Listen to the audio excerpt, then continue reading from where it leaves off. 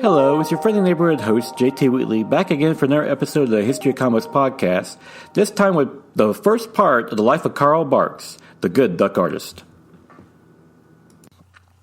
I'm giving away my age here, but like many kids growing up in the late 80s and early 90s, one of my favorite things to do after school was turn on the TV and catch the Disney Afternoon, headlined by DuckTales and followed by such other classic cartoons like Chip 'n Dale Rescue Rangers, Tailspin, and my personal favorite, Darkwing Duck.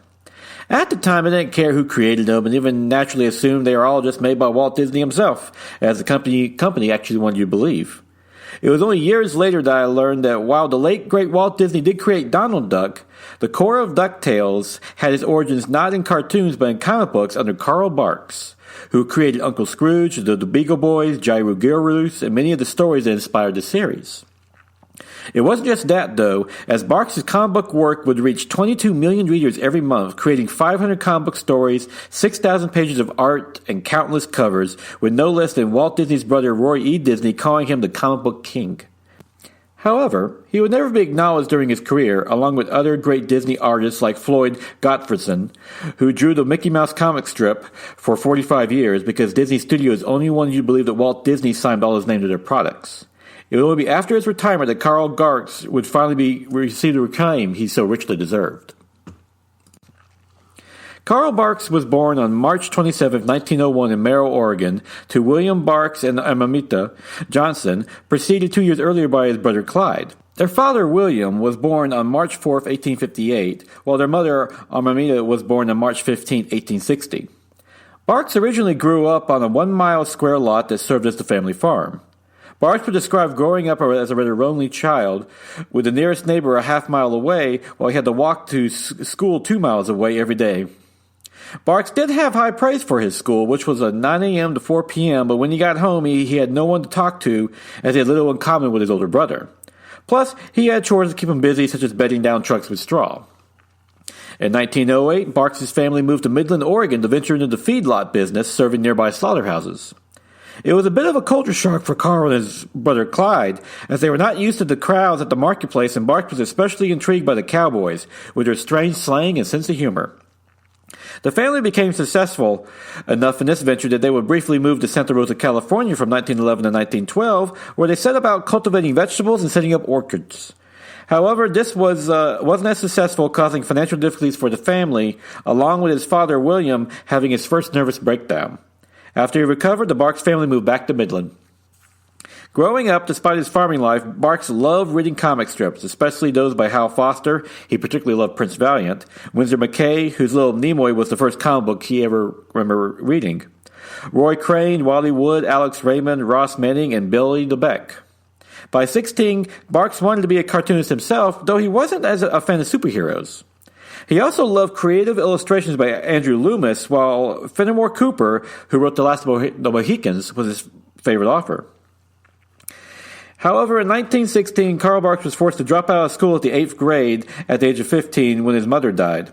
This was further influenced by Barks' developing long-time hearing problems, for which he would later need a hearing aid for, that made it hard for him to understand his teachers. Plus, the nearest high school was 5 miles away, thus at this point it was best just to work on the farm.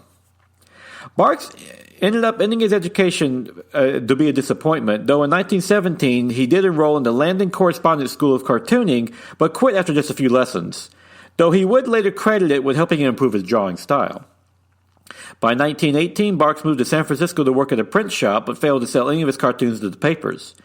He also did posters for streetcars for $12.50 a week, though. He then returned to Oregon in 1920 to work at his father's ranch. This constant drifting between jobs would later influence his later comic book stories, especially with how Donald Duck kept getting a different job from one issue to the next. Growing up, Barks was influenced by two things: physical labor and his lack of formal education.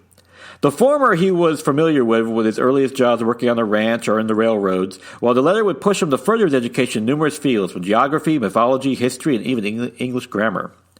Both would influence his comic book work, and particularly what he did with Donald Duck and Uncle Scrooge.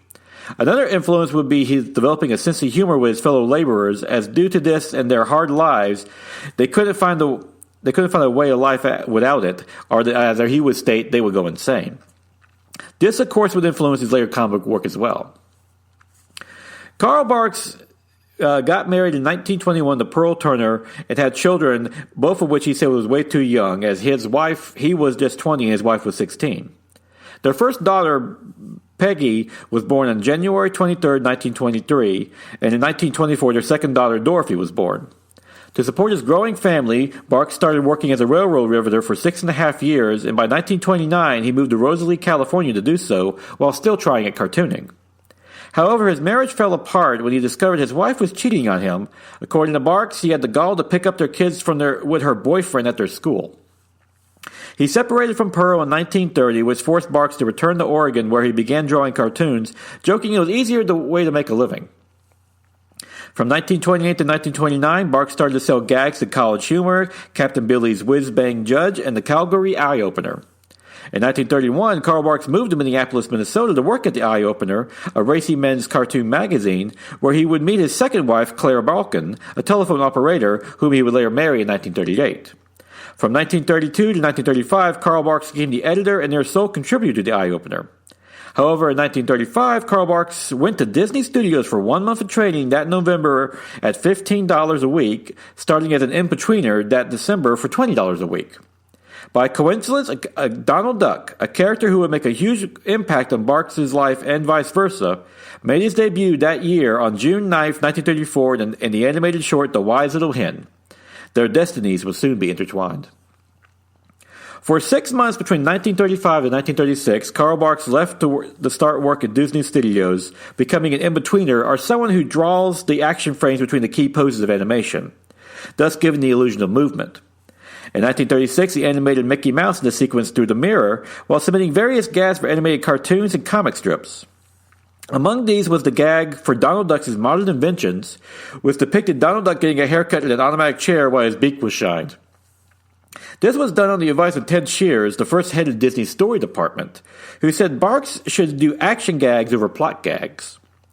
Walt Disney was personally impressed, pointing out Barks and his animation unit for its work and paying him $50. The short would debut with the chair gag on May 29, 1937, and remains one of the classic cartoons of Disney's early animation era.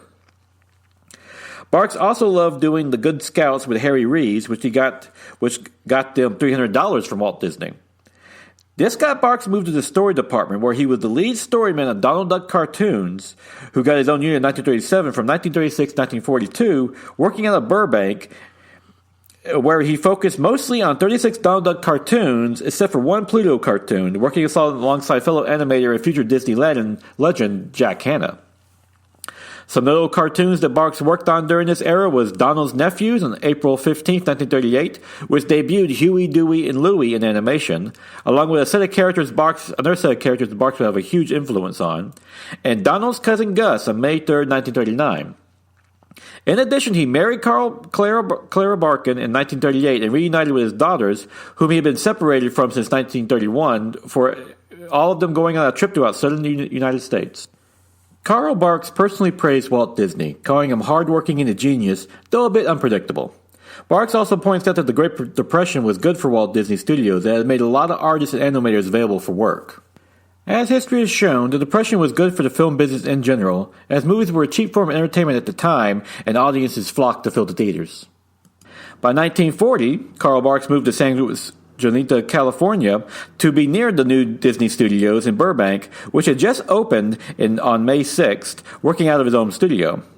In 1941, he did not participate in the Disney strike that lasted from May 29th to September 14th, like the rest of the members of the story department. In addition, Barks stated he was actually against the strike, as he felt that workers were well treated at Disney Studios with good salaries and a loose work schedule, allowing them to come and go as they pleased as long as they finished their assignments. However, he would be hit by two blows when his father died and Carl Barks needed to move for a drier climate, as the air conditioning at the studio ruined his sinuses. Before quitting in 1942, Carl Barks managed to lay the groundwork for his future, as he moonlighted as a comic book artist doing the Pluto Shaves the Ship and Dell Comics, Large Feature Comics number 7, and then Donald Duck Finds the Pirate's Gold and Dell Comics 4-Color Comics number 9 that October.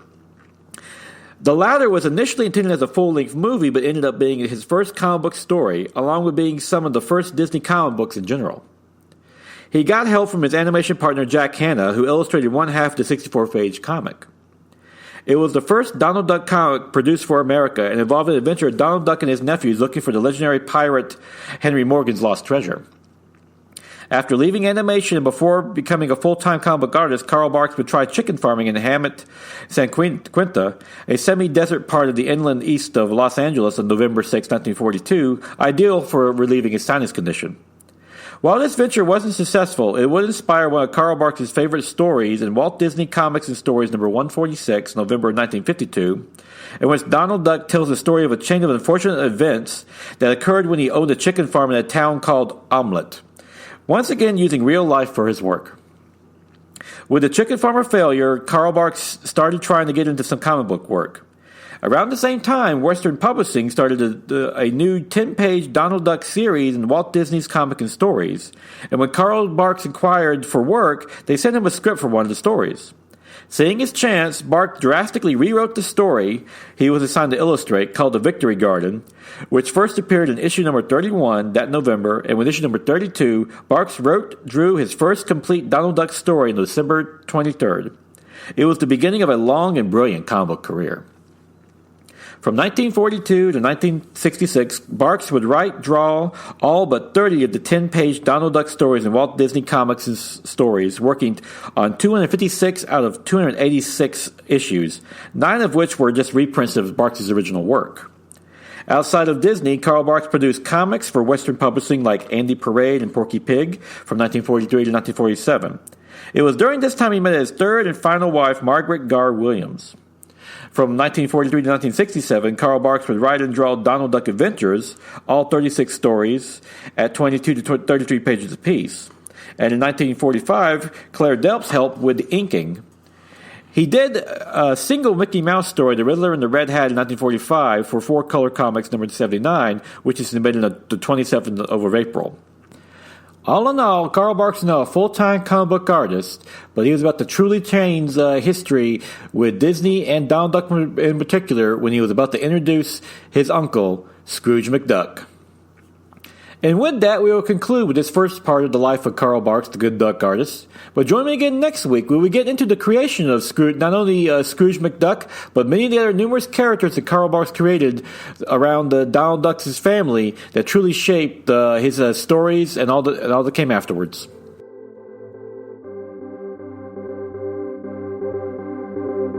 And now is December 17th, 2020, time for the favorite comic of the week. We Only Find Them When We're Dead, number 4 by Al Ewing and Simone DeMeo, which finds George and his crew battling with Paula, who has a personal grudge against George, all in the presence of a living god that they've finally been searching for. This remains another great science fiction series with some great epic tension. Al Ewing really keeps it at the razor's edge, especially as George makes a surprising decision in the presence of a living god he's been searching for most of his life. All while DeMeo's art is epic and haunting at the same time. I mean, you have this giant god in speaking in their presence, but you also forget that there's the haunting blackness of space. And as you're looking at science, which is something I love with how this book looks, is that when you get out into space, it's just supposedly supposed to be this hauntingly black. There's just nothing out there. So I just love the look of this book. The art is just absolutely gorgeous. And this remains one of the best science fiction comic book series in recent memory. So yeah, definitely pick it up if you like some good old-fashioned hardcore science fiction there. But yeah, that's the favorite comic book of the week. And till then, join me again next week for the second part of the great life of Carl Barks, the good duck artist. Till then, go out and enjoy yourself a good comic book.